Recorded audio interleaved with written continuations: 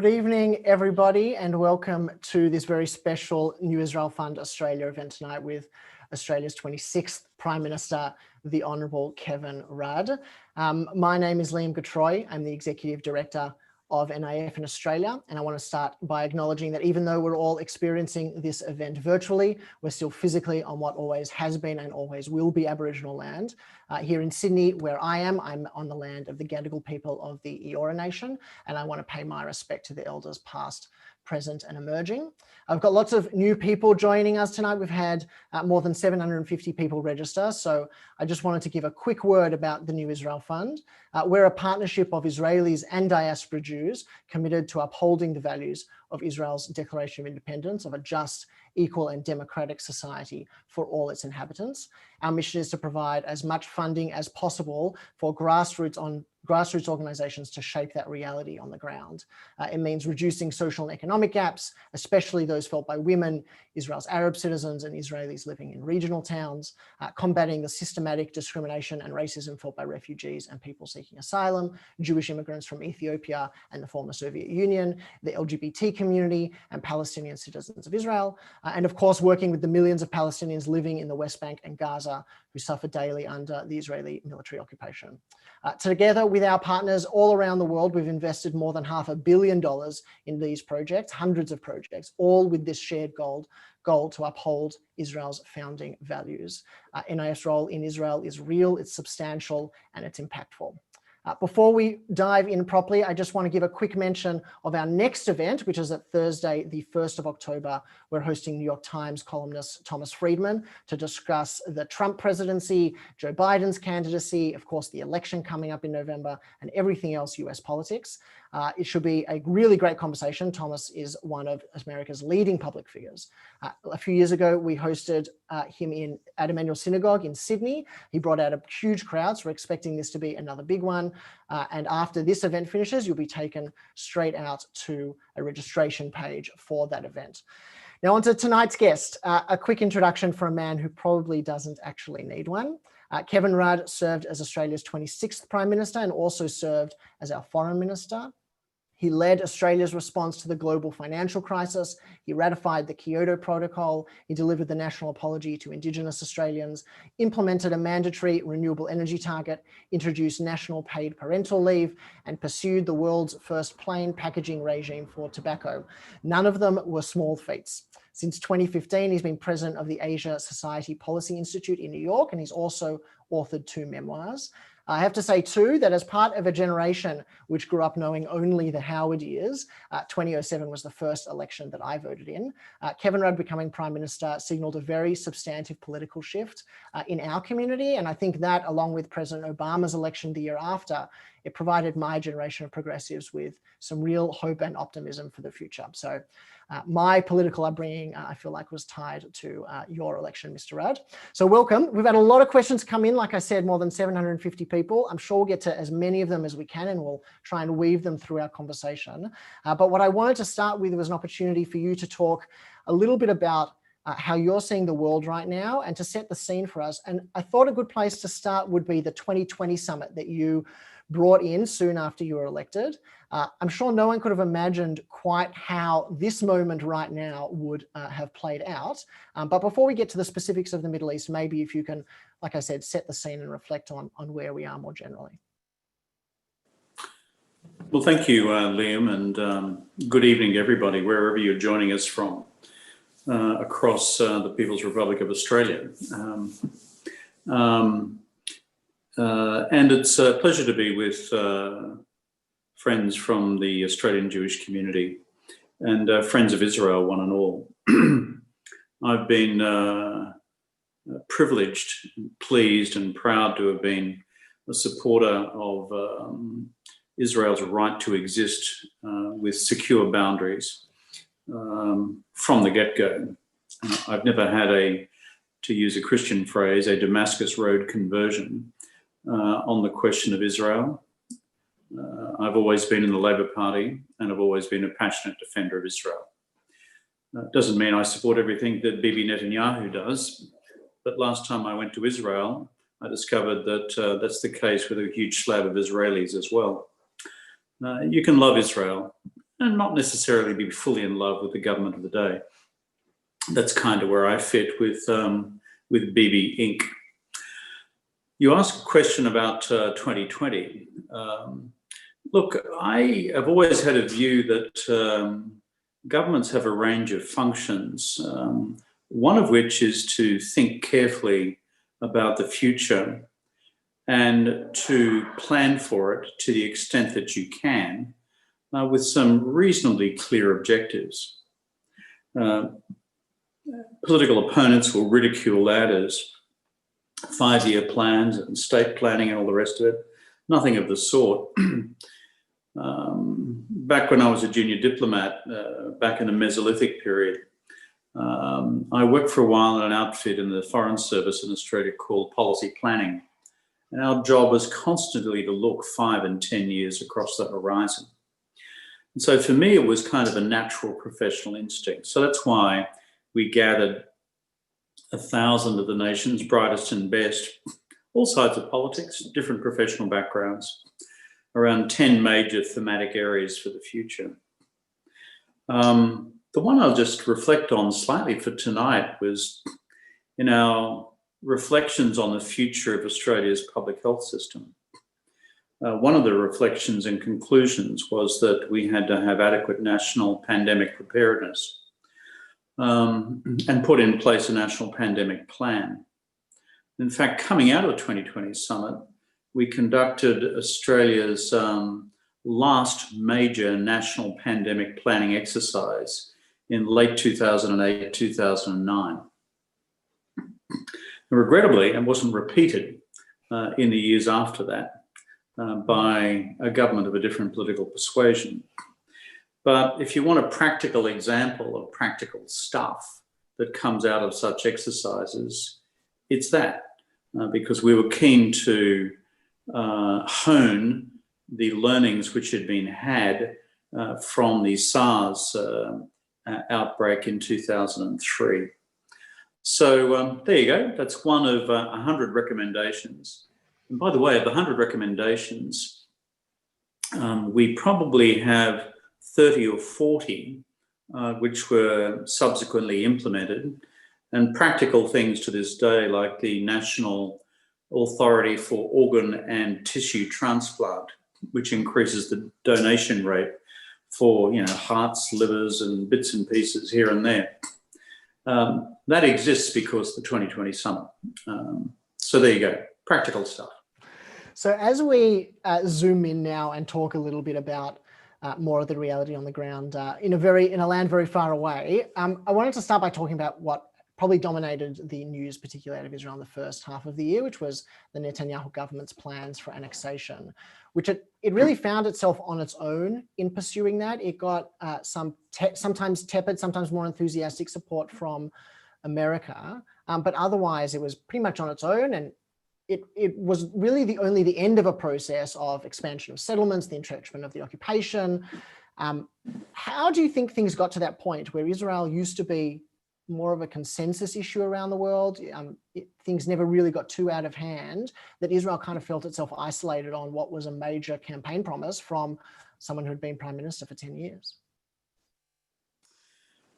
Well, those of us who have been passionate supporters of Israel throughout our lives, and I don't have a drop of Jewish blood in my veins, by the way, but as a question of conviction, for a whole bunch of reasons, not least of which is the experience of the Holocaust and the horror of it. From the get-go, with the Palestine Commission of 47-48, headed by one of my foreign ministerial predecessors, Herbert Vierevet, this was a recommendation for a two-state solution from the get-go. So the basis of the vote in the UN General Assembly, all 50 of us back then, to create Israel, was on the conditionality of a two-state solution. So if you have an historical prism on these things, that was the basis in international law upon which we proceeded. And therefore, when we look at the rights of the Palestinians, it's always been part and parcel of the equation for practically all states, including those who put their hand up to vote yes for Israel in that critical vote way back when. First positive vote for Israel, as you know, was Australia, for alphabetic reasons, I think, in the roll call that day. But very much taught in all our Jewish day schools still a moment of pride. Yeah, well, it's interesting when you watch the footage of it because the then Labor government of Australia under Prime Minister Chifley and Bert Ebbett was particularly activist in mobilising support for that vote. And, you know, some of the anti-Semitism, which was still kicking around parts of the US and the UK at the time, were a little less forward leading than we were. Anyway, that's history. Roll on to the present. I've had many meetings with Bibi over the years, as Prime Minister, as Foreign Minister, and as Joe's citizen. And I reluctantly formed the conclusion, probably about a decade ago, a bit less, probably 8 or 9 years ago, that Bibi would do anything to prevent landing a two-state solution. Right. Even if Palestinians, even if Fatah, even if the entire Palestinian leadership were to sign up to an acceptable compact on the final status questions, the usual list, that I experienced this firsthand. Bibi would shift the goalposts in order to kick that off into the sand. And so I think Bibi, from the get-go, has had a view that whatever it took to derail either the Oslo process or everything that succeeded it, including John Kerry's Herculean efforts in the last days of the Obama administration,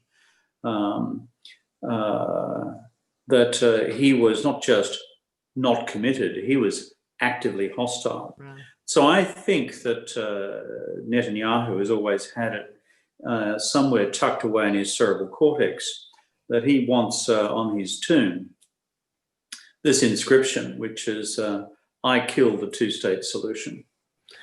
And I think you're right. He got the shock of his life when, you know, I came out relatively clearly opposed to it. But he got the shock of his life when the Australian government, the Conservative government, were not cheering from the rafters either.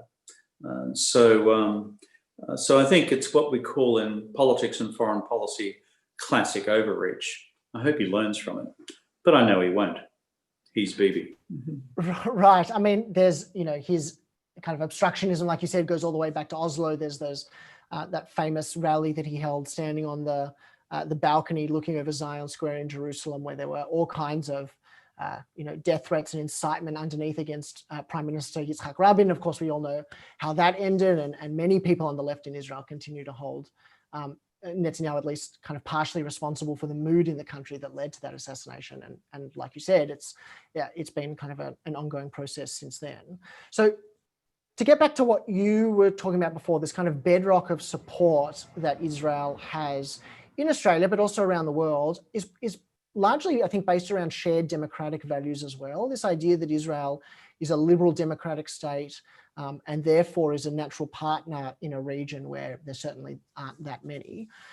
So the occupation, and if it went through annexation as a permanent occupation, significantly erodes those democratic foundations. What happens at some point when Australian governments and other governments around the world, friendliest governments to Israel, like the United States post-Trump, maybe European governments, when they kind of realize, hang on a second, the occupation is permanent. There are millions of people living in sovereign Israel effectively without citizenship. They can't vote. They don't have due process. What do these governments do? What does a government like Australia do when they realize that the occupation is now permanent? Well, if Netanyahu was allowed to get away with it, and as you know, at the time of the diplomatic normalization with the United Arab Emirates, Netanyahu said it's still on the table, right, still on the cards, and I read that very carefully. Yeah. Then a number of people have been actively debating what would then happen in terms of international action against Israel. And the first thing that would come to mind, including on the part of friendly governments, would be a range of sanctions. The application of sanctions regimes in international law as they've applied to, for example, the Russian invasion of Crimea, what happened with Kosovo, and what happened with other states around the world. There's a fairly long set of precedents here. And there would be a bunch of states, I'm not saying Australia would necessarily be one of them, who would then raise up the flagpole this question, which is, if you think through a de jure act, you can validate your de facto actions through the settlements program, etc., over a long period of time, then, hey, sunshine, you got another thing coming. We're not coming with you on this bus. And I think that's, we may get onto this later in the conversation, but I have a very good and long-standing and friendly personal relationship with the leadership of the UAE, MBZ and Sheikh Abdullah, the foreign minister, and Dr. Anwar, the Secretary of State for Foreign Affairs. And I think their role, frankly, in pulling Israel back from this brink could well be one of the most important contributions made. Hopefully it remains there after Bibi has finally decided to slide off into retirement, forced or voluntary. Right, either retirement or jail retirement, depending maybe on how his corruption cases go. I do want to kind of press you a little bit on it and then definitely come back to the UAE. What should Australia do beyond, is sanctions, the argument I've heard around sanctions is that Australia placed it on Russia, but would not place it on Israel because Australia has obviously a different relationship with Israel than it does with Putin's Russia, therefore no sanctions. And I've also heard the flip side of the argument that Australia has a special relationship with Israel, therefore the either threat or actual imposition of sanctions carries a lot more weight and would be more powerful at them bringing Israel back. Do you subscribe to kind of either theory? Well, I suppose my approach and why I entered this debate back in June is, how do you prevent the Israelis from doing this? Right. How do you prevent the Netanyahu government from doing it? Prevention is far better than cure, and politics and international relations quite apart from medicine. So let's not get too far ahead of ourselves. Our focus now should be on precisely that. And as I indicated before, maybe Netanyahu would have assumed that someone like myself would have put their hand up and said, as a former prime minister of this country, but from the centre left, and saying, no way, Jose. But I think they would have been, Likud would have been stunned to see the Australian Conservative government dragged kicking and screaming into a similar position.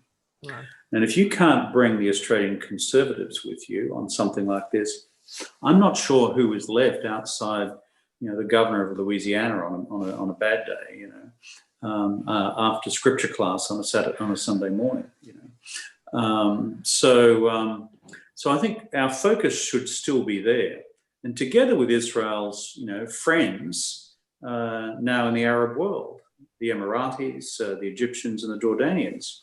I think this is a really important coalition of interest. On the hypothetical that you pose, and what happens if he goes down this route, what could and would Australia do?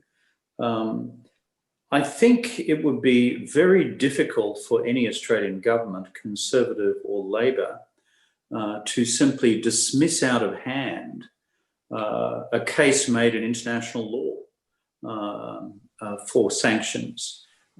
Let's just say the United States would veto any such approach in the UN Security Council. But let's just say these matters would then became justiciable in other international fora. Given the extensive precedents in international law, going back, if you like, to the Palestine Commission and the validation from the get-go of a two-state solution in 47, 48, and given the other precedents, of which Russia and Crimea is only the most recent of stacks of others. Yeah. Once you throw away that principle in international law about turning an occupation into a legal annexation, then you are changing international law at that point. And I'm not sure the international community is up for that. And I say that for someone who's personally deeply and bitterly opposed the entire BDS movement. Like, I don't like that stuff. I really don't, because you don't have to be a huge historian of the 1930s to understand what Crystal Nut was all about. But let me tell you, I don't favour this idea of targeting Jewish businesses around the world because you don't happen to like the Likud government in Israel or its policies.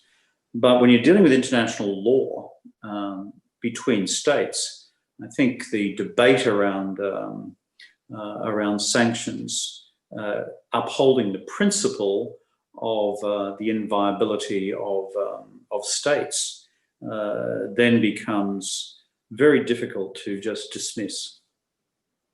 So, I mean, it should also be said, especially for those who are new to NIF, we also vehemently oppose the BDS movement. And our main reason is that we see our partners inside Israel. We see that there are human rights organizations. There is a vibrant civil society. There are politicians on the left who can be bolstered, who can be encouraged, who can be empowered in order to try and lead for change from within. And that a BDS movement works in opposition to that. It takes money out of Israel. It withdraws from Israel. We think that an investment and an increased partnership with Israelis in order to change this reality is the best way to move. I also can't stand BDS because it slides so easily into anti-Semitism. And I can't abide anything which begins to smell of that.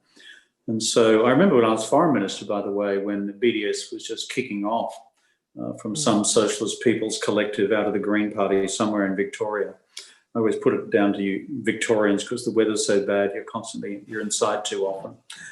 Sorry, that was not an insensitive COVID remark. That was kind of a pre-COVID observation. Anyway, so this crazy organisation starts kicking off BDS, and they've actually launched, I think Trotsky launched a pretty violent protest against what was then Max Brenner's chain of coffee and chocolate shops. So I took a group of about 10 members of the Parliamentary Labor Party down, we were in government at the time, and issued a statement saying we'd be having coffee and chocolate at Max Brenner's between the following hours 2 and 3. And protesters could kindly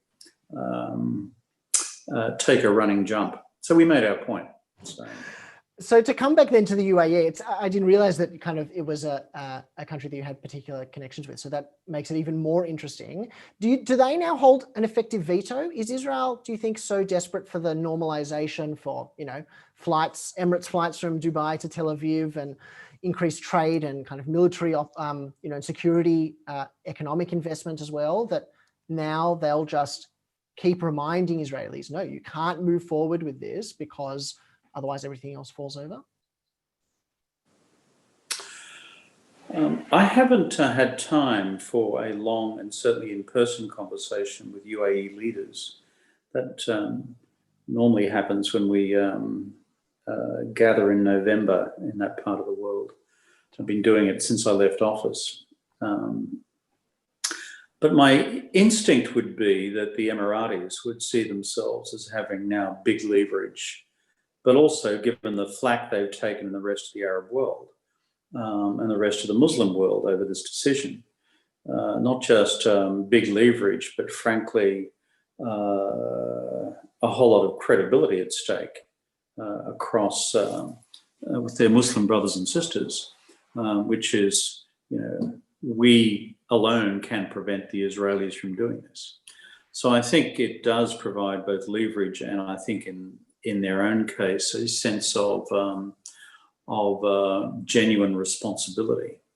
Remember, the Emiratis were on a track towards normalization with Israel 10 or 15 years ago. And then again, the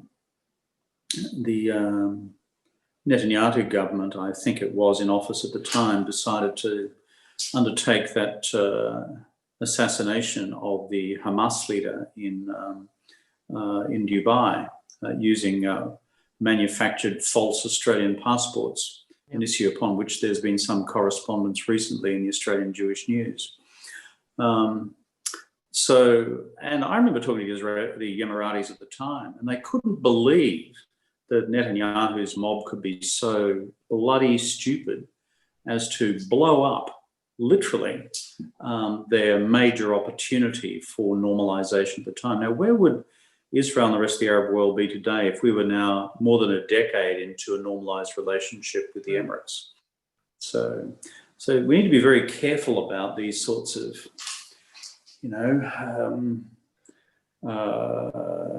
decisions, which may have been valid existential ones in an earlier age, when Mossad and the Israeli, the IDF and others were actually physically fighting for Israel's daily existence. I understand where that psychology comes from if you've come out of the experiences of Europe prior to 48 and there's only one place to go to be safe. I actually get that. But when you're trying to craft a long-term peace in the Arab world, when the wars of 67 and 73 are behind you, then it requires a different mindset. Right. I mean, Israel is, certainly the military power in the region, and it's a very different relationship, like you said, that Israel has now than it did 40 or 50 years ago. Some of the criticism that you mentioned for the UAE deal, one of the points of criticism is that it's really an arms deal between the UAE and the US to sell F-35 planes, among other things, and it's kind of dressed up with this normalization bit as well. Another criticism is that the whole Arab world would only provide normalization to Israel after a peace with the Palestinians. Have the Palestinians been totally ignored in this? Is that to the detriment of a two-state solution? In that way, have things been pushed back a little bit, even if annexation itself has been stopped? Well, you see, if annexation had proceeded, then two-state solution at that point is dead. I mean, I think the argument would be that Bibi was looking for a way out of annexation anyway. He probably wouldn't have gone ahead with it and actually... not the Bibi I know. I don't think he was looking for a way out of annexation. I stand to be corrected by others who are day-to-day experts in Israeli politics and the inner reflections of the Netanyahu cerebral cortex. But I don't think the Emiratis have sold the Palestinians down the drain at all. I think they've actually saved what becomes the critical piece of real estate for the future Palestinian state, given that Gaza has become such a basket case. So you lose the West Bank, and you lose, that's it, it's all over. So I understand why the Palestinians are protesting. I understand their sense of being betrayed. There have been many betrayals in history within the Arab world in relation to the Palestinians. We're all familiar with that. But the bottom line is there are times when you've got to put your best foot forward, play the card you've got to preserve the fundamentals. Right. And that's why I think it was a gutsy call. Were there other Emirati interests at stake? I'm sure there were, but that doesn't invalidate this interest. If you were counselling the Palestinians on how to move forward, what would you tell them? What do you think that they should be doing in order to maybe mix things up and try and not only stop annexation, but also walk back occupation and settlements and try and achieve that two-state solution? I think there are two elements to the equation, given that Netanyahu will not change his personal position. One is, of course, to work on their coalition partners in the coalition government in in Israel. Start working the numbers in the Knesset. And secondly, to do what you can, given that so much of your budgetary support has been ripped to pieces in recent years. Do what you can to continue to improve governance within the West Bank. I think realistically, until you get Netanyahu out of the picture, they are the two most productive things that can be done. So to move out of the region in a sense and talk a little bit about the UN is something that obviously you've been very actively involved in for a long time, both thinking and writing and participating in. The UN's a vexing question for many people who are supporters of Israel. On the one hand, the Security Council has protected Israel in many cases, has never really taken strong action against Israeli settlements occupation. But on the other hand, there are organs like the Human Rights Council, which is, to say the least, problematic in the way that it focuses on Israel. The United States has withdrawn now entirely from the Human Rights Council. I think has also stopped funding it. Where does that leave us? Where does that leave the UN, especially given, like you said at the beginning, its interesting role kind of forming Israel in a way and creating this idea of two states? How should Australia be participating in the UN? It's a member of the Human Rights Council now. And is the UN a tool at all still to try and bring Israelis and Palestinians together? Well, my attitude to the United Nations has always been pretty basic. To paraphrase Churchill on democracy, the worst system of government in the world except for all the others. No. The United Nations is the worst system of international government in the world except for all the others. Secondly, I think we need to focus on the fact that having a system of global governance, both in security terms, in economic development terms, in climate terms, and in humanitarian terms, is relatively rare in the course of human history. If we have an historical prism on this, the League of Nations barely lasted a decade and a half. Prior to that,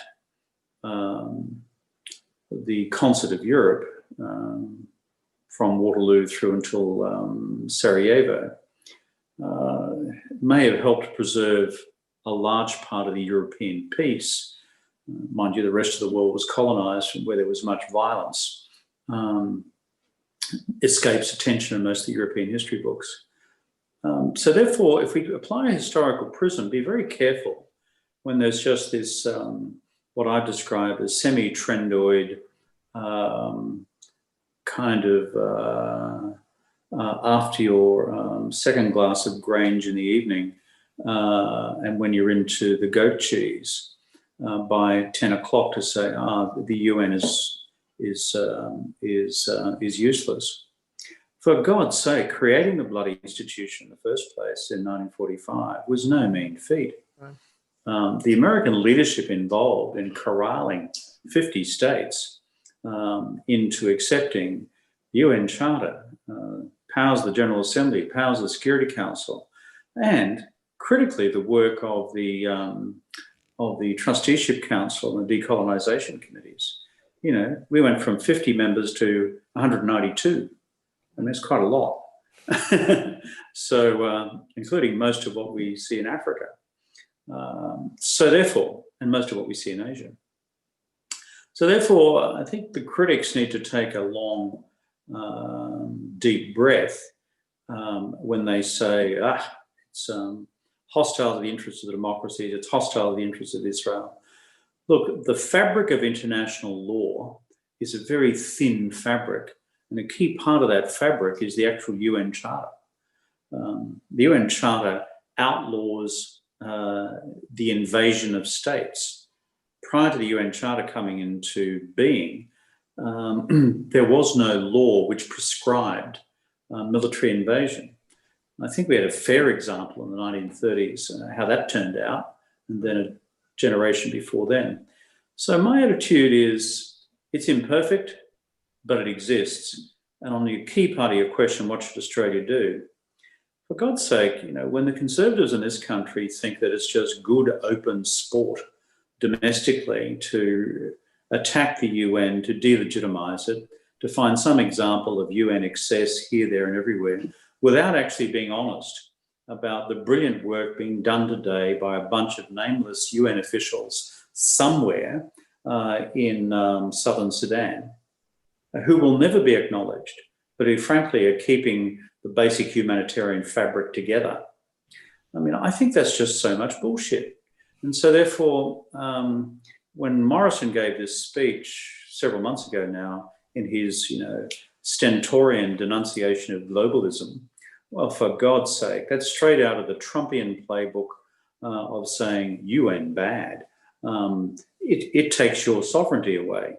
I'm hairy-chested. I won't allow your sovereignty to be taken away. And so I'm therefore against globalism and all the bad elements of the UN, which is most of it. Well, grow up. It's not like that. And so you use your diplomacy and your place at the table, and as a founding member of the UN, constructively, actively, proactively. Evatt did that in 47, 48 when he chaired the Palestine Commission of the United Nations. It was a vote of the United Nations General Assembly which brought into existence a country whose first letter is I, and it wasn't the Irish Republic. How, I think that's really interesting, because I think this is the UN's an organization that within the Jewish community gets spoken of a lot, and thinking of them in a nuanced way to deal with, like you said, what is a very important organization while also kind of working within its limitations and trying to improve it, I think is important. In Australia, when you will know more about this than I do, but when Labor takes government next, Labor is committed to recognising a Palestinian state soon after it enters government. Do you think that, I think that's a move that you support. Where do you think that leads then to Labor's relationship with Israel? Israel's, again, typically been a bipartisan issue. Will that fracture a little bit? We've seen it fractured in America, where the Republicans have turned Israel into a political football, with Benjamin Netanyahu addressing the Congress, with AIPAC becoming increasingly kind of dominated by Republicans. What happens in Australia when that happens, when Labor takes government and it may seek to kind of take a different play? Well, I think the grave danger with certain leaders of the politically conservative arm of the Jewish community in Australia hijack the debate, which is what they've sought to do in the last decade or more, and advance this proposition, which is no Australian government or political leader or mainstream political party can criticise the Israeli government, because that is tantamount to an attack on Israel itself and the viability of the state. When you set up that false dichotomy, which Liebler and Rubinstein have done over the last decade, guess what happens? You start to bleed away a whole lot of mainstream political support for Israel over time. I'm not part of that. I mean, I've stuck with Israel on the way through. It's been very difficult with the Netanyahu administration. But, my position on BDS hasn't changed. My position on Israeli sovereignty hasn't changed. And Israeli security hasn't changed. My attitude towards the Iranian threat to Israel hasn't changed, et cetera, et cetera. But let me tell you, in the wider political ecosystem of the centre-left, when you have a proposition advanced, as was advanced to me, for example, by Liebler in the case of the passports dispute of 2010, that it was invalid for me as the Prime Minister of Australia to publicly object to Israel's actions at the time under Netanyahu to steal Australian passports, manufacture them, and use them for an assassination hit, thereby endangering the security of the entire Australian passport system. And Israel, through the Mossad, having done that already about 5 years before, and were caught, and agreed with the then Australian government under Howard that they would never do it again, except they thought I was obviously some pushover that they could get away with it on. When I said this is unacceptable and it's not the act of a friendly government, and booted the Mossad representative out, in order to finally punch a message through to Netanyahu's people that we weren't a bunch of patsies. For Liebler and co then to say, you can't do that, you can't criticise Israel, you can't criticise Israel in any question of Israeli security. Now, that is where you start to lose people. And in the case of the centre-left, whether it's on that or whether it's on the debate about annexation, Bibi's permanent procrastination in the meantime on the viability of a two-state, his derailing of the Kerry process, etc., bit by bit, you start to lose people. And so to have centre-left political leaders like me stand up as supporters of Israel. And as Prime Minister, by the way, I led a motion in the Parliament celebrating the 60th anniversary of the birth of the State of Israel. I was told afterwards I was the only centre-left politician in the world that would be game to do that. Now, that was in 2010 or 2008-9. So the danger in the United States with APEX activities, the danger in Australia, these two bastions of support of Israel since the beginning, to so polarise the debate whereby centre-left politicians are told you've got to accept as sacred writ the public policy position of the most far-right government in Israel's existence, including on interstate questions such as the future of the West Bank. That's when you start to lose people. So I would say to those people engaged in the far right of Jewish community politics in Australia, be careful what you wish for. You begin to fracture the constituency, and a lot of that has happened. I mean, I think that, the event that you're part of tonight and NAF in general, NAF hasn't been around in Australia for all that long, but it's getting to the central thesis that you're saying is that there needs to be a way to support Israel while opposing a right-wing government, to support Israel while opposing annexation and occupation and settlements. And this is a movement that is growing in the Australian Jewish community. It's hopefully a movement that will gain steam outside the community as well, within politics, within the media, etc. Because there has to be that voice. There has to be a way of decoupling Israel as an idea from an Israeli government that you said is probably the most right-wing in its history. And so I think that this is hopefully part of a conversation that continues that along as well. To move and to pivot a little bit into China, which is obviously an area of expertise for you, I wanted to get your thoughts on what China's role is in the Middle East more broadly. It's been active in the Syrian war. China has also leased the port of Haifa in Israel, which has caused concern in the United States on security grounds. I think the United States has also expressed that concern vis-a-vis Australia, vis-a-vis the port of Darwin as well. What do you think China wants to get out of an increased role in the Middle East? That's a very good geopolitical question, and one which some of us have been working our way through over the last several years. Of course, the ultimate tension in the Chinese Middle Eastern strategy has been its interests with Iran versus its interests with both Israel and, let's call it, the Gulf monarchies and the rest of the Arab world. And from China's point of view, there is a long-standing strategic relationship with Tehran, particularly between the two militaries, which goes back to, again, when I was a junior diplomat in short pants. And the first Silkworm missiles being sold to the Iranians by the PLA from memory, the early 80s. So this is a very long relationship in, let's call it, the essential machinery of the national security establishment in Tehran after the Iranian Revolution, and obviously with China. Add the oil dimensions to that with Iran, and given China's paranoia about the long-term reliability of oil supplies out of America's allies in the Gulf. These two things, which is the military relationship and the energy relationship, are big pillars of China's traditional view of Tehran.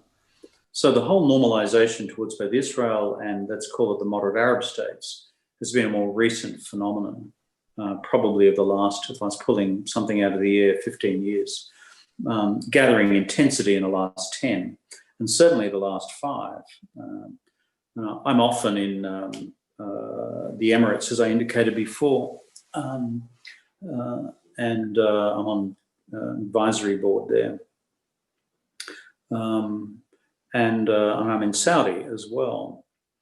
And what you plainly see with both Saudi and with the Emirates, Qatar to a certain degree, and partly Bahrain, is China's replaced the United States as the major importer of Gulf oil and gas. Now, that has profound strategic relevance for the future. And the internal tensions, therefore, between the traditional national security establishment of the moderate Arab states, which are deeply allied to the United States on the one hand, versus, let's call it, the new economy people, not just the oil interests, but frankly, the big sovereign wealth funds of both China and the Arab states teaming up for investments in the region and beyond the region. This creates a deep tension in terms of the relationship with the United States. And China knows that. With Israel, what is the Chinese interest? The Chinese interest is technology. There is a deep Han Chinese respect for the Jewish people. I think you know that.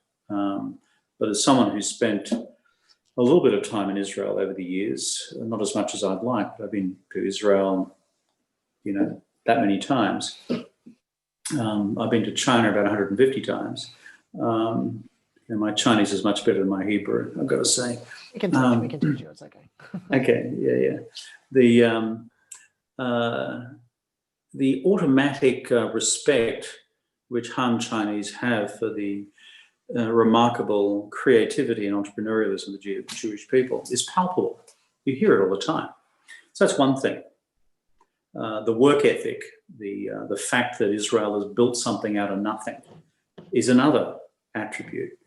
And then thirdly, it's technology, and it's the most recent explosion of the Israeli technology sector in the last decade. And as you know, before that sector came along, the Israeli economy was a little bit of a fragile thing. So the real dilemma for our Israeli friends, it's a parallel dilemma to what the moderate Arab states face with the United States is, and how accommodating will Israeli high-tech exporters be to the insatiable demands of China's own technology sector, particularly in what is now the absolute epicenter of the strategic divide between the United States and China, which is the future of artificial intelligence, semiconductors, and parts of biotechnology. That will certainly be something that we'll all want to keep an eye on, and maybe we can get you back in 5 or 6 years to give us an update on that as well. To zoom out again, one of the questions that we kept getting in the lead up to the event was about the rise of illiberalism around the world. You can kind of look at Benjamin Netanyahu's constant attacks within Israel, attacks on civil society, attacks on the media, attacks on democratic institutions like the independence of the courts. You see similar things in Trump's America, Orban in Hungary. But one of the things that I really wanted you to focus in on was the role of the media and the media diversity in a strong democracy. You've been one of the loudest voices looking at the Murdoch press in this country, and you can also obviously see it in the United States. In Israel, the parallel is Sheldon Adelson in his kind of ownership and distribution of a free newspaper, which is nicknamed Bibi Ton, the Bibi newspaper. How can we as citizens push back against these global threats to liberal democracies? And obviously media is a big part of that. Yeah, I mean, the truism is true. The media is the lifeblood of democracy. The reason being, even if you go back to the history of the American Revolution, and Thomas Paine's pamphlets and pamphleteering in the 1770s, common sense, things which had wide readership amongst the American colonists at the time. You know, these were axiomatic foundations for the galvanizing of American revolutionary politics at the time. And so it has been the lifeblood of liberal democracies ever since. And, you know, the first institutions that Hitler went for at the end of 32 in Germany, it was the media. So many of those editors were just disappeared within a week. So therefore, the proposition that you advance is not just a truism, it's true. So secondly, when in Australia we have 70% of the print readership of this country controlled by one of the most far-right individuals this country has produced in Rupert Murdoch, and Lachlan Murdoch is no better. Climate change denialists, as well as routine comprehensive campaigners against the election or the re-election of any centre-left government, federal or state in this country, as a matter of ideological principle, because they don't like paying any more tax and they don't want any more rights for their workers. And so when you put that little cocktail together, him having 70% of the print, as well as Sky TV and Sky After Dark, and where the other Neanderthals hang out of an evening, emerging slowly from their caves to entertain us of an evening, then it gets to a point where something starts to crack. So the loss of Fairfax, the ACCC's wrong decision, in my view, to agree to Nine taking over Fairfax, because that is making Fairfax incrementally more conservative over time. And then thirdly, the ACCC approval of Murdoch's takeover of APN, Australian Provincial Newspapers. The decision by Murdoch and others to kill AAP, Australian Associated Press. One by one, the independent sources of media in this country, in terms of the mainstream print media, is disappearing. Now, I know a lot of folks in this webinar will say, yeah, but, you know, it's been a decade since I've read a newspaper. I get all my stuff online, yada, yada, yada. Well, leaving aside the whole Google, Facebook imbroglio, which is about to unfold, what I have found, if you go online, if you go into a radio station, or you go into a television studio, go into the newsroom, there on the desk in front of the editors and the news directors, that day's Murdoch newspapers. And Murdoch knows that. Why would he continue to invest in loss-making enterprises called newspapers? Because it enables him to shape the day's agenda in a big way. So therefore, how do you undo it?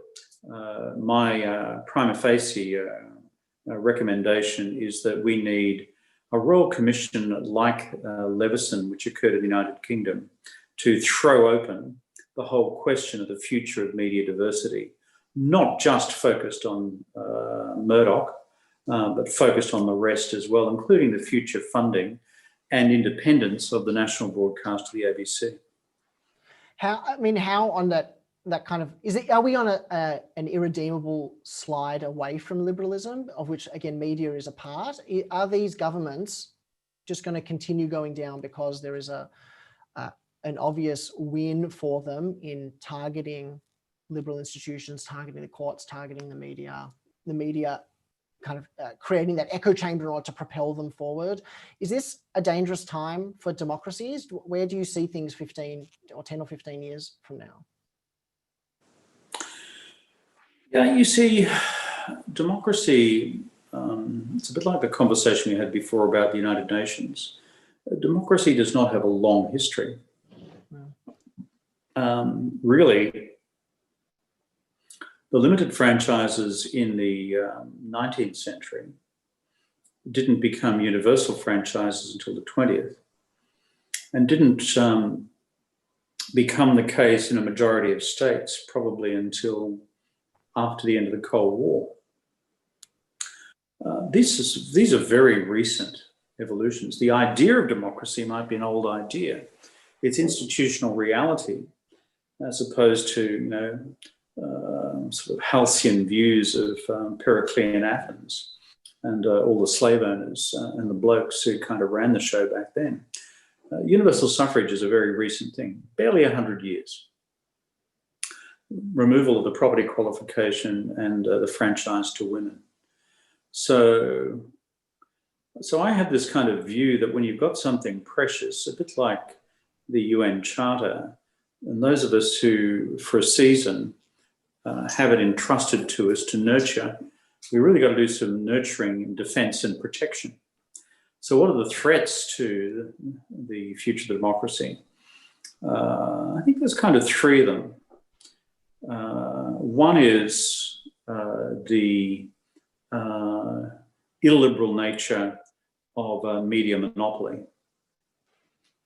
because media barons like Murdoch scratch the surface. They actually prefer a comfortable oligopoly between themselves, a conservative government, and a few large corporations who give them lots of advertising. Kind of cozy. But guess what? People get ultimately alienated and angry about it. And if it is not properly reflected through the ballot box, because the oligopolies pay for bucket loads of paid election advertising in order to confuse people, to wit, how many ads have you seen about the monstrous, unsustainable levels of debt and deficit under the Rudd government, which is 1/5 of that now under the Morrison government, 1/6 if you look at the budget numbers alone, as opposed to the accumulated public debt. So what happens is oligopolies remain in power because they buy election processes through outspending progressives in terms of campaign technology and campaign advertising. And the problem which the oligopolists don't quite work out is that they ultimately run a risk of strangling the life of the democracy altogether as people then seek to go elsewhere and to the politics of either extreme, and hence the rise of what's called far left, far right populism. I think the second reason why democracy is in trouble is because of intergenerational indifference. And that is, yeah, I know I've got a right to vote. Yeah, I don't really want to vote. Yeah, they're all just as bad as each other. It's like a bad Yiddish joke, isn't it? It's except I can't speak a word of Yiddish. I'm sorry. I tried to do my best. Yeah. And you see, the bottom line is that's quite poisonous, because young people then become alienated. They lose passion for the political process. And as politics is a noble profession through which to advance ideals for the betterment of humankind. And the third challenge is the sheer power of the authoritarian states and their ability through cyber and cyber attacks to immobilize democracies. And, I offer a decade of the rosary to the Virgin Mary every night for the upcoming US presidential election, in the hope that, it's not destroyed by cyber attacks. So I think they're the three big challenges. I think not destroyed by cyber attacks, as well as not destroyed by any of the other possible things that could go wrong as well, is something worth hoping for. So we're coming to the end of our hour now, and I thought a nice way to wrap up. Like you said, you've been to Israel this many times, and you've had a connection to Israel that seems to have stretched back a long way. I thought it'd be nice to let you give a kind of personal reflection on the times that you've been to Israel, maybe something that was particularly interesting that you saw there. Maybe something a little bit about what that initial interest was. You spoke a little bit about the legacy of the Shoah, of the Holocaust. What's made you kept wanting to go back so many times, and yeah, what piqued your interest most while you were there? I think because by instinct I'm an historian, albeit an amateur one. The history of Israel, ancient and modern, has always just fascinated me. And like Jewish brothers and sisters, I'm a child of the book, albeit with a different annex, and so to simply imbibe the history of the old city is not just a question of the intellect, it is a question of the soul. And when you stand on the Mount of Olives and look down on the old city in that particular view, any human being is moved by that extraordinary city. I think secondly, because Therese and I are both Christians, so not of the Tony Abbott variety, and not of the loud and proud Pentecostal Scotty Morrison variety. We're sort of garden variety Anglo-Catholics. But Therese, my wife, was deeply, deeply and profoundly moved in the Church of the Holy Sepulchre. So that's another reason. And I think it's the third one for me is, and I've choppered around Israel a few times. As you know, it only takes about 20 minutes, and it's a joke. Okay. And from the finger of Galilee, just staying within a respectable line of the heights of Golan, and across Tiberias, and down across Sinai and Beersheba, and then across to Tel Aviv, and the extraordinary beauty of Haifa, actually. Then the sheer guts of the Israeli people in hanging onto the real estate. It's pretty impressive. Finally, it's just personal. I've got so many Israeli friends. The number of times I've got personally smashed in bars in Tel Aviv over the years. Contributing to the economy, I think, as well. Yeah. In my own modest way. All right. So look, that's a really nice way to wrap up. I think we can all hope that you and me and everyone else will be able to physically travel back to Israel and to the Palestinian territories and to the region as soon as we can. I really want to thank you for giving up your time tonight to have what was a very wide-ranging and interesting discussion. So thank you so much, and wish you all the best and health and safety in these COVID times as well. I want to wish a Shana Tova, Happy New Year, to all of our supporters. Thank you for continuing to be with NIF in these tough times. You really have responded by coming out to our events, by supporting us and our projects financially. And like I said, the next event that we have is also a nice segue from your last question, from your last answer about US politics, with Thomas Friedman, who is a remarkable commentator, one of the leading voices for some degree of sanity, hopefully, in America at the election. And so we will wait and hear what he has to say. So that's on Thursday, the 1st of October. Thank you again to... I absolutely will. I look forward to seeing as many of you there as possible. It should be a really great event. Kevin Rudd, thank you so much again for your time, and have a great night.